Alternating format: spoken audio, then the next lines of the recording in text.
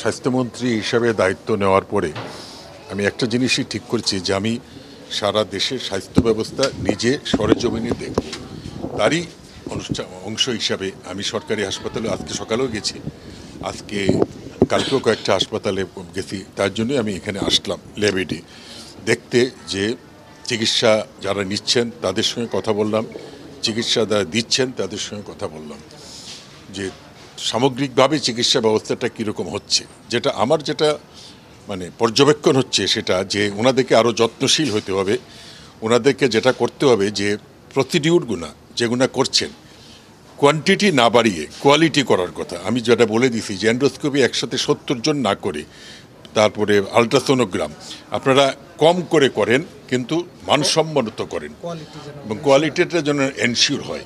এই ব্যাপারে আরও সজাগ হতে হবে, রুগীদের প্রতি আরও যত্নবান হতে হবে, রুগীদেরকে যেন আরও ভালো করে কেয়ার নেওয়া হয়। এটি হচ্ছে ওদেরকে বলো। আর যেটা আমি কালকে বলছি অ্যাপোলো এটাকে কী বলে এখন এভার কেয়ারে গরিব রুগীদের জন্য একটা পার্সেন্টেজ রাখার জন্য প্রত্যেকটা বড় বড় হাসপাতালে যাতে একটা কোটা গরিবদের জন্য থাকে। আমার কাছে অভিযোগ যেগুলো আছে সেগুলো আমরা তদন্ত করে দেখতেছি, তদন্ত সাপেক্ষে আমি তখন কথা বলবো। তবে আমি একটা জিনিস স্পষ্ট করে বলে দিই যে কোনো নেগলিজেন্সি, কোনো অবহেলা আমি কিছুতেই মেনে নিব না।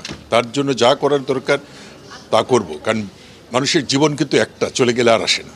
সুতরাং অবহেলা আমি মেনে নিব না, অযত্ন আমি মেনে নিব না। প্রটোকলকে না মানার জন্য ওনাদেরকে বলছি আমি যে এই প্রটোকলগুলোকে খুব আরও বেশি কঠিনভাবে মনিটর করতে হবে।